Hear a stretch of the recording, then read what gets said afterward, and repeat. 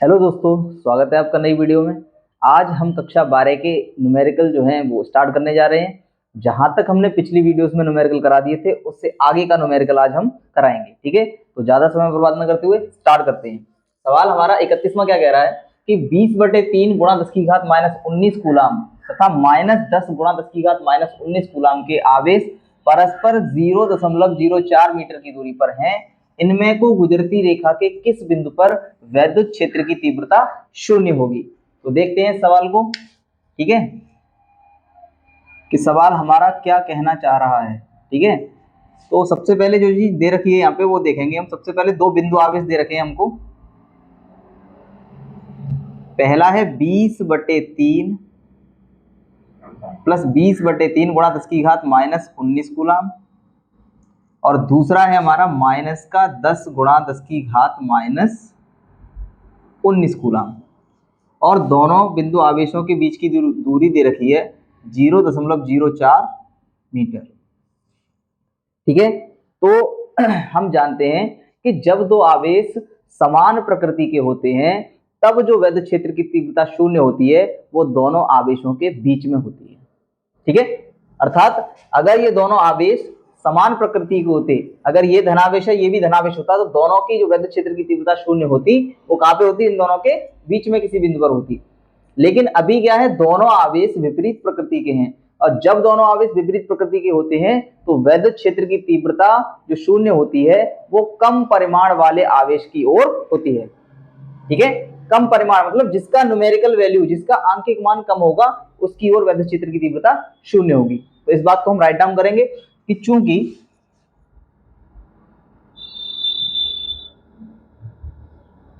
दोनों आवेश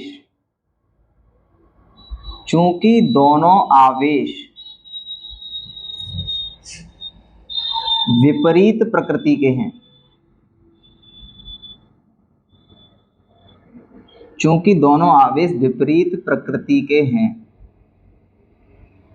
अतः वैद्युत क्षेत्र की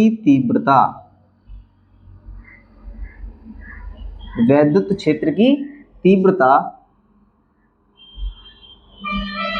कम परिमाण वाले आवेश की ओर,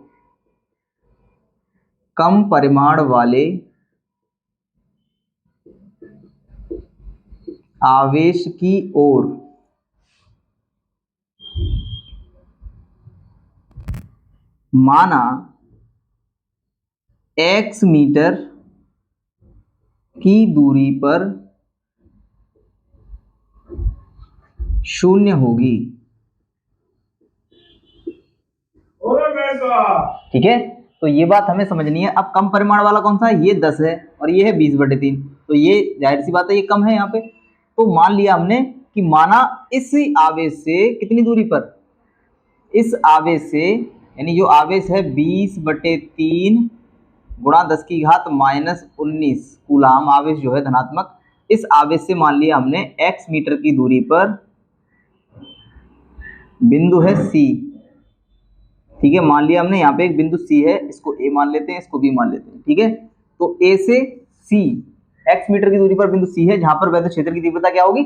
शून्य होगी। अतः जब यहाँ पे वैद्युत क्षेत्र की तीव्रता शून्य होगी तो बिंदु A के कारण जो वैद्युत क्षेत्र की तीव्रता होगी और बिंदु B के कारण जो वैद्युत क्षेत्र की तीव्रता होगी, ये दोनों कैसी होंगी? बराबर होंगी उस बिंदु पर। ठीक है, तो यही बात लिख देंगे यहाँ पे। अतः बिंदु A के कारण वैद्युत क्षेत्र की तीव्रता EA बराबर किसके हो जाएगी? बिंदु B के कारण, यानी आवेश B के कारण बिंदु C पर वैद्युत क्षेत्र की तीव्रता EB हो जाएगी। ठीक है, तो दोनों की वैल्यू लगा देंगे, तो 1/4 पाई एप्सिलॉन 0 QA/RA²।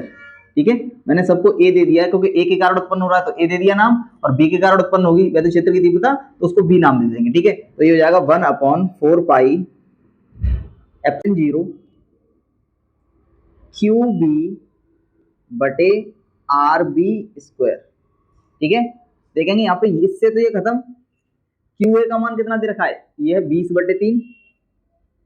20/3 गुणा 10 की घात -19/RA²। तो RA कितना है? X। तो एक्स स्क्वायर बराबर क्यू बी का मान कितना दे रखा है 10 गुणा 10 की घात -19 कूलम अपॉन में आर बी का मान यहां से ये बी से और सी तक की दूरी कितनी आएगी 0.04 प्लस एक्स 0.04 प्लस एक्स और पूरे का होल स्क्वायर हो जाएगा। ठीक है 10 की घात 19 से 10 की घात 19 खत्म 10 एकन 10 और 10 दूनी 20। ठीक है तो ये हो जाएगा हमारा 2/3 एक्स स्क्वायर बराबर 1/0.04 प्लस एक्स का होल स्क्वायर। यहां तक बात आपको समझ में आ रही है। अब देखते हैं आगे दोनों पक्षों का वर्गमूल लेने पर दोनों पक्षों का वर्गमूल लेने पर तो दोनों पक्षों का जब वर्गमूल लेंगे तो 2 का वर्गमूल कितना हो जाएगा √2 बटे 3 का वर्गमूल कितना हो जाएगा √3 और एक्स स्क्वायर का वर्गमूल कितना हो जाएगा एक्स बराबर 1 का वर्गमूल लेंगे तो 1 ही रहेगा और इस पूरे का वर्गमूल लेंगे तो स्क्वायर है यहाँ पे तो केवल और केवल क्या बाहर आ जाएगा 0.04 प्लस एक्स। इतनी बात आपको समझ में आ गई वर्गमूल लेने पर। अब कर देंगे कैंची का गुणा तो ये इसका मल्टीप्लाई इसमें करेंगे 1 का मल्टीप्लाई √3x में होगा तो √3x बराबर इसका इसमें गुणा करेंगे तो 0.04 गुणा √2 प्लस का निशान है x का मल्टीप्लाई √2 में होगा तो √2x। ठीक है ये बात यहां तक क्लियर समझ में आ रही है। इसके बाद इस √2x को उठा के इधर ले आएंगे तो ये हो जाएगा √3x माइनस √2x बराबर ये हो जाएगा 0.04 √2 का मान लगा देंगे 1.414। ठीक है यहां से कॉमन हो रहा है x √3 का मान लगा देंगे 1.732 माइनस √2 का मान 1.414। ठीक है ये बात यहां तक समझ में आ रही है आपको। √3 का मान इतना ही होता है जब वर्गमूल लेते हैं तो इतना ही निकल के आता है और ये फिक्स वैल्यू होती है। अब कर देंगे मल्टीप्लाई 4 चौके 16 के 6 और 4 एकन 4 और 1 5 4 चौके 16 के 6 4 एकन 4 और 1 5 और 1 2 3 4 5 अंक बाद दशमलव है तो कितने बाद यहाँ आ जाएगा 0.05656। इसमें से इसको घटाएंगे तो कितना हो जाएगा ये हो जाएगा x इंटू 12 में से 4 गए 8 2 में से 1 गया 1 7 में से 4 गए 3 और 1 में से 1 गया 0 बराबर कितना हो जाएगा 0.05656। x का मान निकालेंगे तो कितना हो जाएगा 0.05656 अपॉन में हो जाएंगे 0.318। अब देखेंगे इसका इसमें भाग लगाएंगे तो कितना हो जाएगा तो x बराबर इसका जो वैल्यू आ रहा है भाग लगाने पर वो आ रहा है देखो दशमलव से दशमलव कट जाएगा 2 0 यहाँ बढ़ जाएंगे। जब इसका इसमें भाग लगाएंगे तो लगभग आ रहा है 0.1778 मीटर। ठीक है इसको दशमलव के 3 अंकों तक लिखेंगे तो x बराबर आ जाएगा 0.178 मीटर। अर्थात जो धनावेश है उस धनावेश से कितनी दूरी पर इतनी दूरी पर यहां लिख दे रहे हैं धनावेश से 0.178 मीटर की दूरी पर वैद्युत क्षेत्र की तीव्रता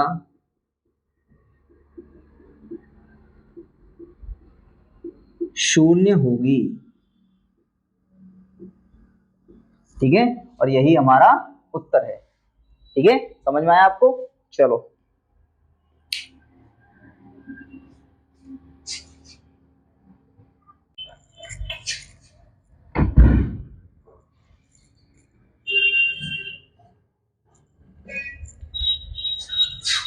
सवालों के क्रम में सवाल नंबर 32 जो है वो क्या कहता है जरा देखते हैं इसको।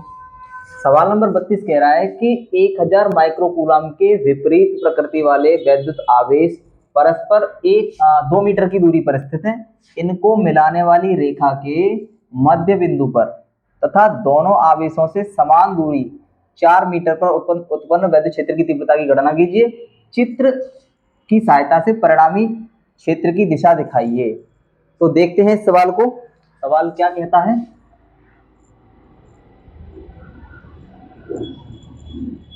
सबसे पहले दे रखा है उसने कि दो बिंदु आवेश हैं और दोनों बिंदु आवेश जो हैं वो समान परिमाण के हैं, अर्थात ये भी क्या है 1000 माइक्रोकूलम धनावेश और ये भी क्या है माइनस का 1000 माइक्रोकूलम ये ऋणावेश, एक समान प्रकृति के हैं। तो हमसे कह रहा है कि इसके मध्य बिंदु पर परिणामी वैद्युत क्षेत्र की तीव्रता की गणना कीजिए सबसे पहले तो। और दोनों के बीच की दूरी दे रखी है हमको 2 मीटर।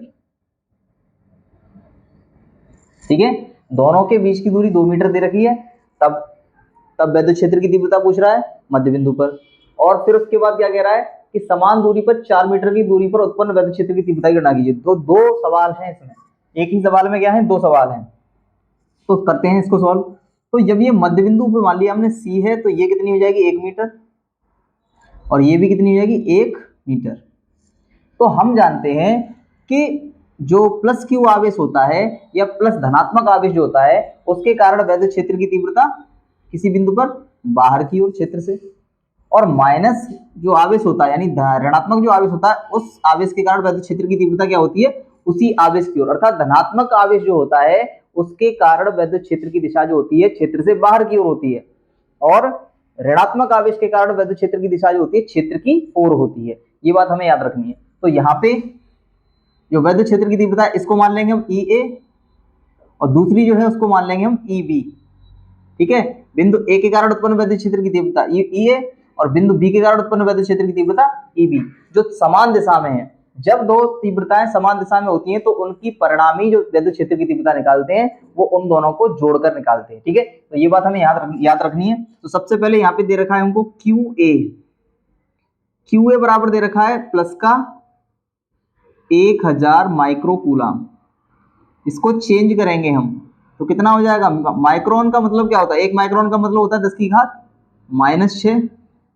ठीक है, तो 10 की घात 3 ये है प्लस की, तो इसमें से ये घट जाएंगी तो कितना बचेगा 1 गुणा 10 की घात -3 कूलम।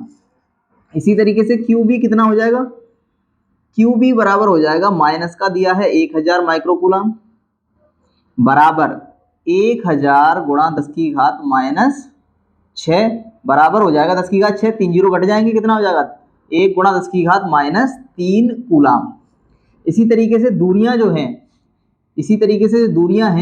RA बराबर कितनी है 1 मीटर है वो भी, और RB बराबर भी क्या है 1 मीटर। ठीक है, दोनों आवेशों के बीच की दूरियां। अतः अब देखेंगे, अतः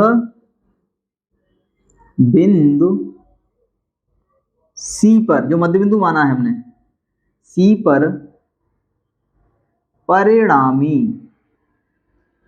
वैद्युत क्षेत्र की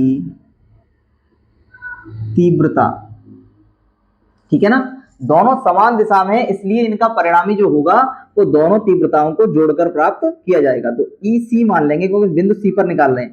EC बराबर क्या हो जाएगा EA बिंदु A के कारण उत्पन्न वैद्युत क्षेत्र की तीव्रता और EB और आवेश B यानी कि बिंदु B पर उपस्थित आवेश के कारण वैद्युत क्षेत्र की तीव्रता।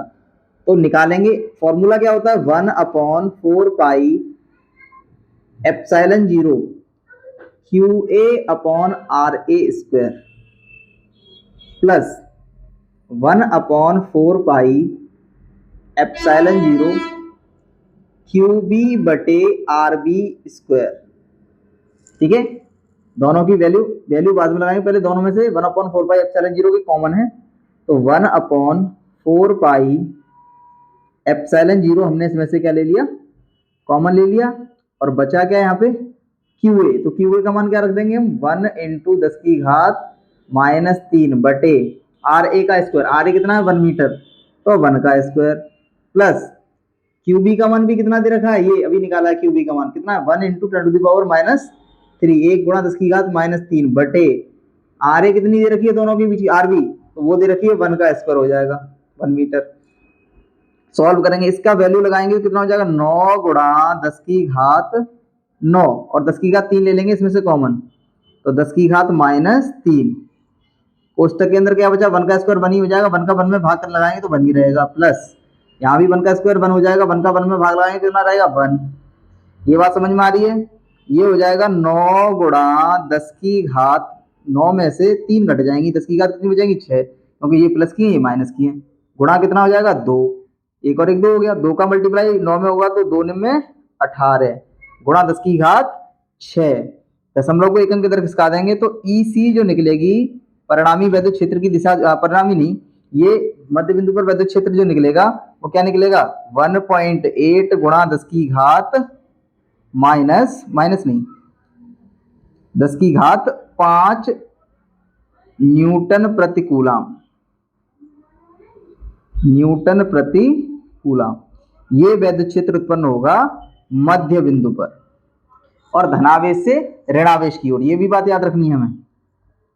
मध्य बिंदु पर इतना वैद्युत क्षेत्र उत्पन्न होगा और वो भी क्या होगा, धनावेश से ऋणावेश की ओर। दिशा भी पूछ रहा है हमसे, धनावेश से ऋणावेश की ओर, ठीक है। और यही हमारा उत्तर है। ये पहला भाग इस सवाल का कंप्लीट हो चुका है, ठीक है। अब बात करते हैं हम दूसरे भाग की।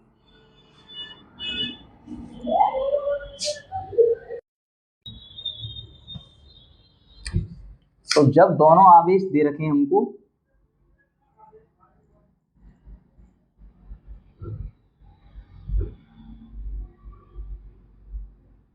पहला आवेश है, इसको पॉइंट ए मान लेंगे, इसको पॉइंट बी मान लेंगे। इस पर आवेश दिया है 1000 माइक्रोकूलम और इस पर भी आवेश दिया है माइनस का, ये प्लस का है और ये माइनस का 1000 माइक्रोकूलम। मान लिया बिंदु यहाँ पे है, इसकी निरक्षीय स्थिति में दोनों के बीच की दूरी कितनी दे रखी है, 2 मीटर। तो निरक्षीय स्थिति में ये बिंदु है, मान लिया ये बिंदु जो है वो है P और बिंदु P पर हमें वैद्युत क्षेत्र की दिशा और वैद्युत क्षेत्र की तीव्रता ज्ञात करनी है।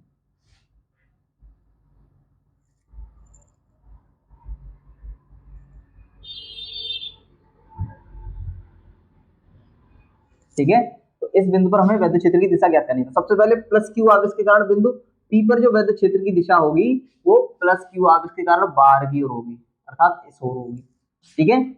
और माइनस Q आवेश के कारण वैद्युत क्षेत्र की दिशा क्या होगी, वो माइनस Q आवेश के ओर ही होती है, ठीक है, यानी कि ये होगी इधर दिशा में। तो ये होगी हमारी EA, क्योंकि इस आवेश के कारण है, और ये होगी हमारी EB।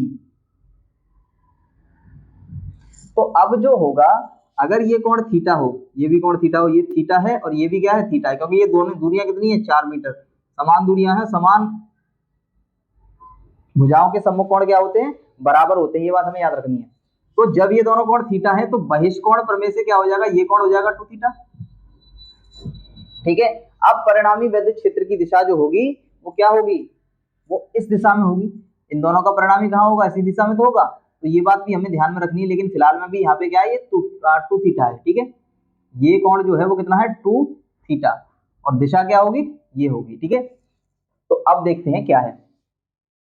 तो सबसे पहले बिंदु P पर परिणामी वैद्युत क्षेत्र की तीव्रता निकालने के लिए क्या करेंगे, हमें कुछ नहीं करना, केवल और केवल परिणामी वैद्युत क्षेत्र की दिशा हम सदिश योग नियम से निकालेंगे, अर्थात EP जो होगी वो क्या होगी, अंडर रूट में EA का होल स्क्वायर प्लस EB का whole square plus 2EA into EB cos 2 theta, दोनों तीव्रताओं के बीच का कोण, ठीक है। तो ये बात समझ में आ रही है। इस सूत्र के आधार पर हम क्या करेंगे, बिंदु P पर परिणामी वैद्युत क्षेत्र की दिशा और परिमाण ज्ञात करेंगे, ठीक है। तो देखते हैं।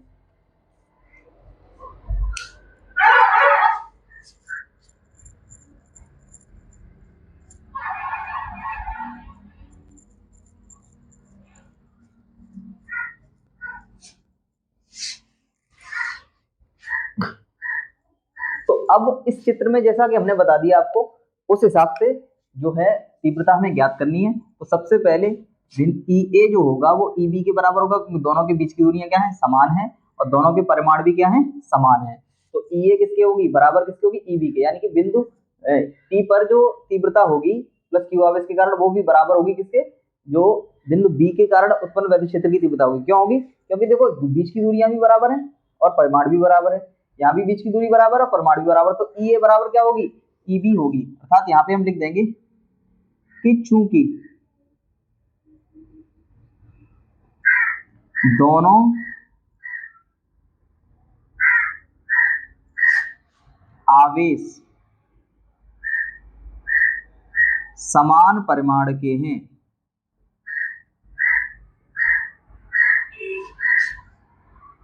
वह समान दूरी पर, वह बिंदु P से, या फिर बिंदु P से, वह बिंदु P से समान दूरी पर स्थित हैं। अतः ई ए बराबर ई बी, और बराबर क्या हो जाएगा, 1/4 पाई एप्सिलॉन 0 क्यू बटे आर स्क्वायर।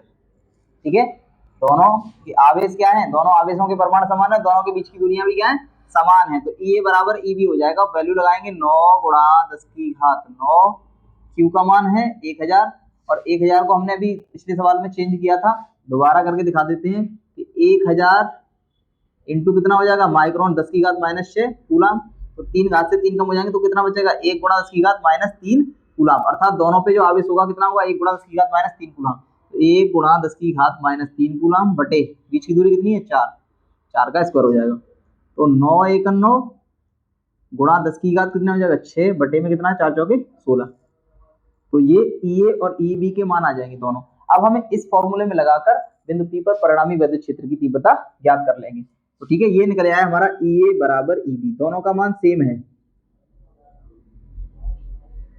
ठीक है, अब निकालते हैं बिंदु पी पर परिणामी विद्युत क्षेत्र की तीव्रता। तो ई पी बराबर अंडर रूट में ई ए, उसी फॉर्मूले में मान रखना है, ई ए का स्क्वायर, ठीक है, प्लस ई बी की जगह पे भी ई ए ही रख देते हैं, कोई दिक्कत नहीं है, ई ए का स्क्वायर प्लस 2 ई ए इंटू ई ए कॉस 2 थीटा। ठीक है, तो अब हमें क्या करना है, ये सॉल्व करना है केवल और केवल, तो ये हो जाएगा ई ए और ये कितना हो जाएगा, 2 ई ए का होल स्क्वायर प्लस ये भी कितना हो जाएगा, 2 ई ए स्क्वायर, और कॉस 2 थीटा का फॉर्मूला होता है, क्या होता है, 2 कॉस स्क्वायर थीटा -1। इसको और आगे सॉल्व करेंगे तो 2 ई स्क्वायर दोनों में से कॉमन है, 2 ई ए स्क्वायर दोनों में से कॉमन हो जाएगा, क्या बचेगा, 1 प्लस 2 कॉस स्क्वायर थीटा -1, 1 से 1 हो जाएगा कैंसिल। ठीक है, 1 से 1 जो हो जाएगा वो हो जाएगा कैंसिल। ठीक है, आगे क्या बचेगा, अंडर रूट में 2 e a square into 2 cos square theta. ठीक है, यहाँ तक बात समझ में आ रही है। आगे इसको सॉल्व करेंगे तो ये हो जाएगा ई पी, यानी बिंदु पी पर परिणामी विद्युत क्षेत्र की तीव्रता 2 दूनी 4, और हो जाएगा ई ए स्क्वायर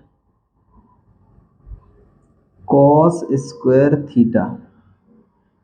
ठीक है, 4 2 का अगर वर्गमूल लेंगे इनका सबका, तो 4 में से 2 आ जाएगा बाहर, ई ए स्क्वायर में से ई ए आ जाएगा बाहर, और कॉस स्क्वायर थीटा में से कॉस थीटा बाहर आ जाएगा, अर्थात ई पी बराबर हमारा कितना आ गया, इतना आ गया। अब हम यहाँ पे वैल्यू लगाने का क्रम चालू करेंगे। तो देखेंगे सबसे पहले समकोण, यहाँ से देखेंगे सवाल में आगे क्या है कि हमें निकालना है कॉस थीटा का मान। कॉस थीटा का मान कैसे निकलेगा, यहाँ से हमने मिड पॉइंट माना था, इसको यहाँ से गिराएंगे इस पे लंब, यहाँ से लंब गिराएंगे और लंब गिराने पर हमें सी बिंदु प्राप्त होगा, ये होगा 1 मीटर। पहला ही सवाल है ये, जो सवाल हम पहले हल कर चुके हैं वही सवाल है। बिंदु सी को पी से मिला दिया है, तो यहाँ पे अब पाइथागोरस प्रमेय लगाएंगे। तो कोई सा एक त्रिभुज ले लेंगे, पी सी ए या फिर पी सी बी, ठीक है, पी सी ए या पी सी बी कोई सा त्रिभुज ले लेंगे। तो यहाँ पे त्रिभुज पी सी ए में कॉस थीटा बराबर क्या होता है, आधार बटे कर्ण। तो आधार कितना है ए सी, बटे कर्ण कितना है ए पी, तो 1/4। ये वैल्यू कहाँ पे पुट कर देंगे हम, यहाँ पे इस समीकरण में, ठीक है। तो ई ए का मान हम या ई बी का मान हम कितना निकाल चुके हैं, ये 9/16 गुणा 10 की घात 6। तो ये हो जाएगा ई पी बराबर 2 गुणा, ई ए का मान है 9/16 गुणा 10 की घात 6, और कॉस थीटा का मान निकला है 1/4।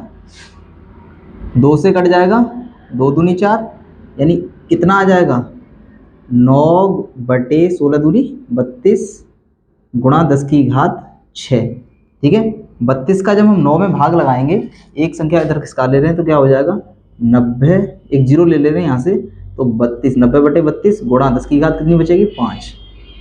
तो ई पी 32 का 90 में भाग लगाएंगे हम, तो कितना हो जाएगा 32 का भाग 90 में लगाएंगे तो 32 दूनी 64, 2 बार जाएगा 64, 6 और 2 पॉइंट लगा दिया, जीरो बढ़ा लिया, कितने बार जाएगा 8 बार, 2 अट्ठे 8 दूनी 16 की 6 यहाँ से ले 8 दिया 24 और 1 25, 256, कितने बचे जाएंगे यहाँ पे 4 पॉइंट लगा है, एक और जीरो बढ़ा लेंगे 32 एकन 32। तो ई पी बराबर जो होगा हमारा 2.81 इंटू 10⁵ न्यूटन प्रति कूलाम वैद्युत क्षेत्र की तीव्रता उत्पन्न होगी, ठीक है। और दिशा क्या होगी, दिशा हमारी धनावेश से ऋणावेश की ओर, यानी ये दिशा रहेगी, ठीक है, यही दिशा इसकी रहेगी। चित्र के हिसाब से दिशा दिखानी थी तो ये इसकी दिशा होगी, ठीक है, अर्थात ए से बी की ओर, धनावेश से ऋणावेश की ओर। ये बात हमें ध्यान में रखनी है। तो उम्मीद है आपको पूरा सवाल एकदम से समझ में आ चुका होगा, ठीक है।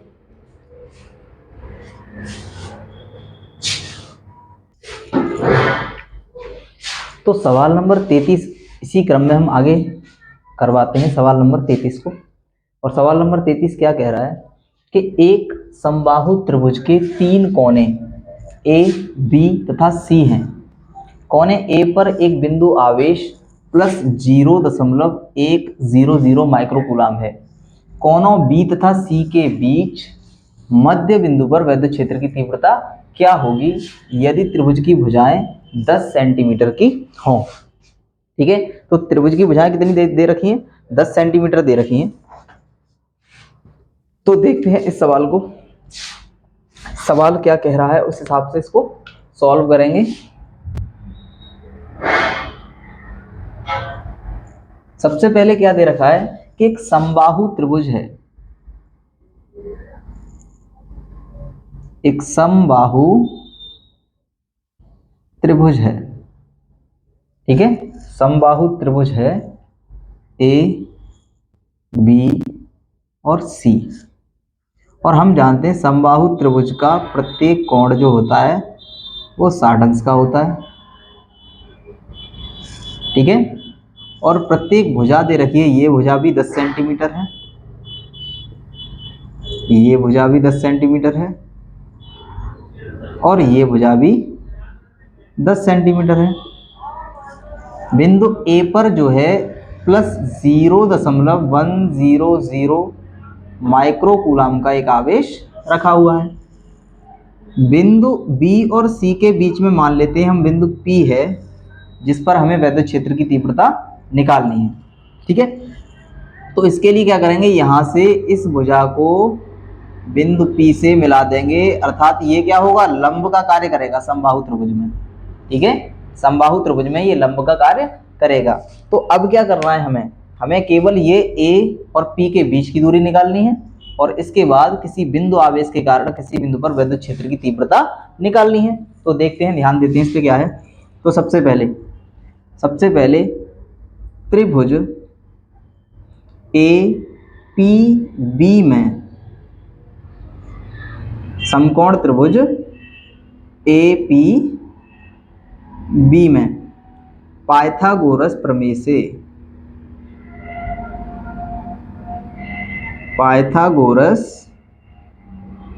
प्रमेय से हमें निकालना है AP लंब है, थीटा के सम्मुख भुजा लंब होती है, तो ये हमको निकालना है। तो क्या हो जाएगा, AP स्क्वायर बराबर कर्ण AB स्क्वायर में से क्या घटाना है, आधार घटाना है। तो आधार ये मध्य बिंदु है, ये 5 सेंटीमीटर होगा और ये भी 5 सेंटीमीटर होगा। ठीक है, तो AB square minus BP square, AB दे रखा है हमको 10 सेंटीमीटर, उसका स्क्वायर हो जाएगा। BP दे रखा है हमको 5 सेंटीमीटर, इसका स्क्वायर हो जाएगा। तो यहाँ पे 10 दाई होते हैं 100, 10 का स्क्वायर 100 होता है, और ये 25, अर्थात यहाँ पे हो जाएंगे 75। तो AP स्क्वायर बराबर हो जाएगा 75 और AP बराबर आ जाएगा 5√3 सेंटीमीटर। अब हम इसको 5 सेंटीमीटर को 5√3 सेंटीमीटर को मीटर में कन्वर्ट कर लेंगे। तो AP बराबर हो जाएगा 5√3 गुणा 10 की घात -2 मीटर। अब ये ऐसा क्यों किया है, ये आपको अभी समझ में आ जाएगा। ठीक है, अब हम बिंदु P पर विद्युत क्षेत्र की तीव्रता निकालेंगे। ठीक है, तो बिंदु P पर विद्युत क्षेत्र की तीव्रता, बिंदु P पर विद्युत क्षेत्र की तीव्रता निकालेंगे और इस आवेश को भी चेंज कर लेंगे कूलाम में।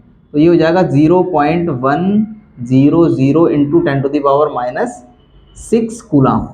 ठीक है, एक अंक इधर खिसका देंगे तो एक घात क्या हो जाएगी, बढ़ जाएगी। तो 1.00 गुणा 10 की घात -7 कूलाम हो जाएगा। ठीक है, तो बिंदु P पर विद्युत क्षेत्र की तीव्रता ये आवेश हो जाएगा, क्या होगी,